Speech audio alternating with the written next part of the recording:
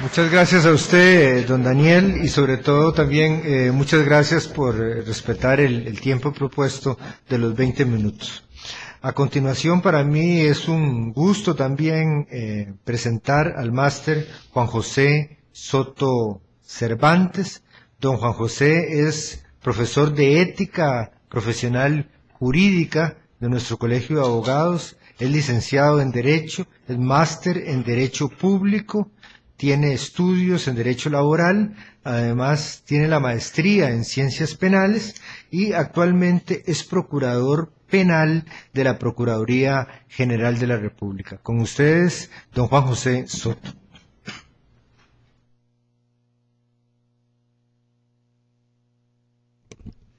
Muy buenas tardes.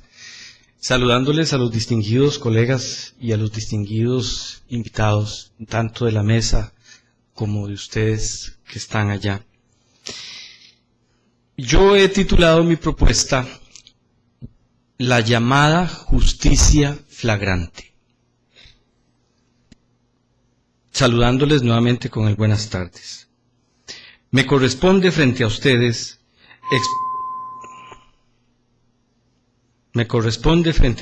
ese no es el timbre todavía. Me corresponde frente a ustedes exponer algunas breves ideas sobre mi opinión profesional y académica relacionada con el procedimiento expedito para el juzgamiento de los delitos en flagrancia. Al respecto, vale decir que un acercamiento a tal tipo de reflexión me impone la obligación de aclarar algunas cuestiones básicas, entre ellas las siguientes.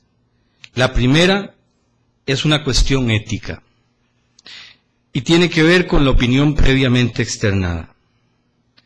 Tenemos que entender que dada nuestra formación jurídica relacionada más con el sistema continental europeo, hay una necesaria escisión, separación o divergencia a la hora de examinar las cuestiones jurídicas como ciencia entre nosotros, tanto si somos juristas dedicados a la academia como si somos abogados dedicados a la actividad forense. Normalmente se espera que sean, entre nosotros, los dedicados a la docencia y la enseñanza de la ciencia del derecho, los que propongan los cambios normativos y que los abogados litigantes desarrollen las normas en su ejecución.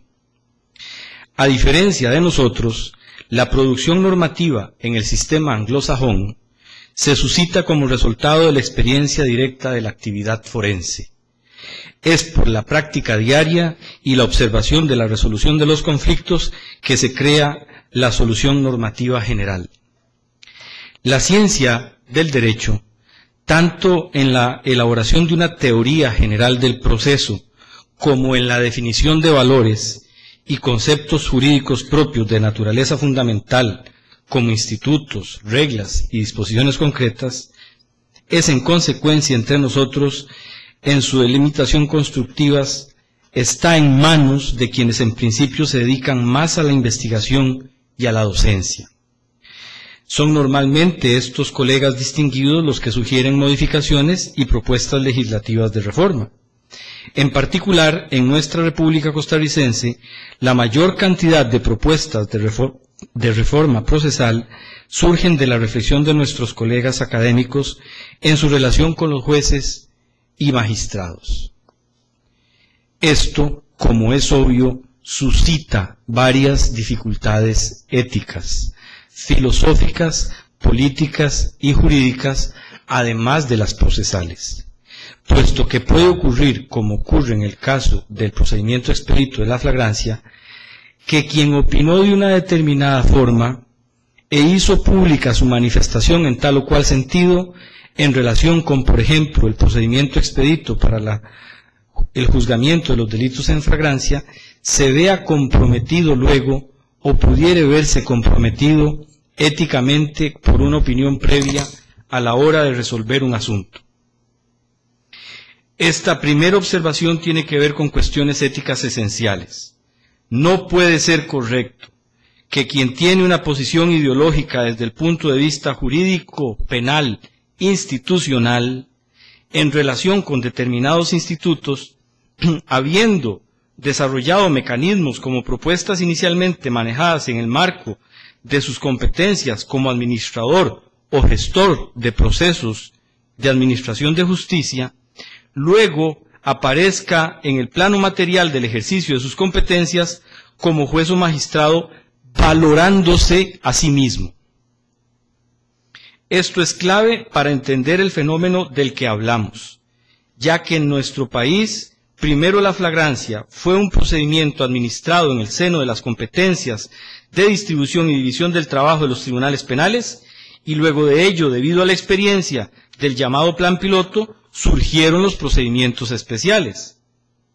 No estamos diciendo que la imparcialidad del juez le impida tener una actitud o postura ideológica o una actitud o postura académica.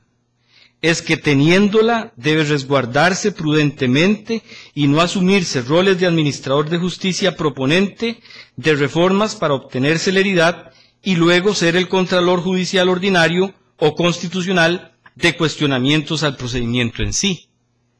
Me parece que ante esto debemos tener claro todos, los unos y los otros, los abogados, los jueces y los académicos, que muchas veces es más prudente no exponer de viva voz nuestros procesos reflexivos si tenemos competencias legales y constitucionales que pudieran verse afectadas por el de por sí legítimo derecho de tener una opinión propia. Digo esto como primera observación, puesto que efectivamente pareciera que en esa confusión de roles y con la más buena intención pudiera haber ocurrido que nos encontremos en una contradicción aparentemente insalvable. Por ello, es necesario tener claro que las propuestas o reformas legislativas procesales tienen que ser encargadas a un grupo especializado de colegas, académicos, litigantes y jueces que se asume no estarán en capacidad ni podrán valorar causas sometidas a su análisis en las que hayan participado como codirectores o proponentes. Y por su parte, al día de hoy, en aquellos casos en los que se cuestione la constitucionalidad o la legalidad de alguna norma, definir, expresar y hacer valer las excusas o inhibiciones correspondientes y promover las suplencias inevitables. Este es el caso que en España se discute sobre un colega magistrado que ha señalado reiteradamente su posición frente al aborto y que, viniendo de las tiendas del Partido Popular Español, tiene o tenía, no sé cómo terminó la cosa, la ponencia para el Tribunal Constitucional en relación con la votación sobre el tema. Que claro lo que digo, no es que no se tenga derecho a opinar, es claro que ahí está la tutela desde el punto de vista subjetivo de la imparcialidad, en la fundamentación de la sentencia. No, no es eso. Es que el compromiso ideológico externado previamente puede suponer un emitir criterio adelantadamente o prejuzgar, y esto, señores, se llama prejuicio. Cualquier otro funcionario público participante de las propuestas legislativas de reformas o construcción originaria de derechos no tiene de repente tal obligación, pero en el caso de los jueces y magistrados, su imparcialidad les obliga, en principio, a ser custodios de su pensamiento. No se puede ser coproductor o codirector de la producción normativa procesal, como en este caso, y luego ejecutor o contralor en sentencia o revisor en sentencia de control constitucional. Esto, perdónenme, era inevitable decirlo, puesto que he visto que han habido manifestaciones que en el seno de comisiones de análisis y reflexión pudieran comprometer la imparcialidad y la independencia de quienes opinaron de una manera determinada a favor de las ventajas ejecutivas del sistema, que es una cosa bastante lejana y distinta de la tutela judicial efectiva, de los derechos fundamentales, de los sujetos procesales que van a ser sometidos a tal procedimiento y que les ha sido encargada a ellos mismos.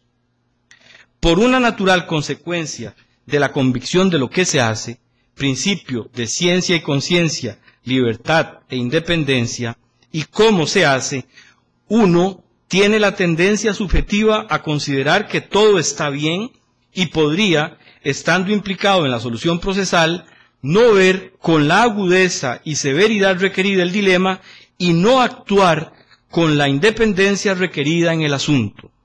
y minimizar las lesiones o racionalizarlas y entrar en las contradicciones que todos hemos observado.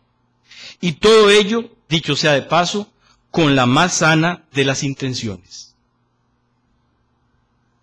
Segunda observación.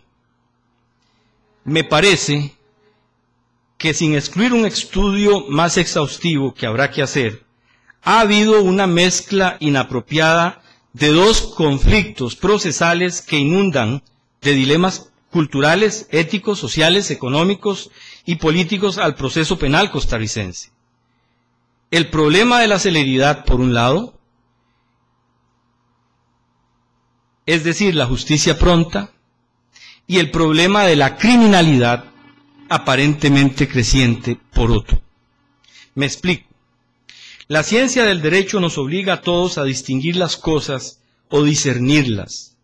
Una cosa es la elevada criminalidad que puede y debe ser abordada con propuestas legislativas de contenido material, punitivo, que se reconduzcan en una política real de persecución criminal democrática, y otra es la celeridad de los procesos, que requiere, por su parte, reformas procesales como la oralidad u otros mecanismos.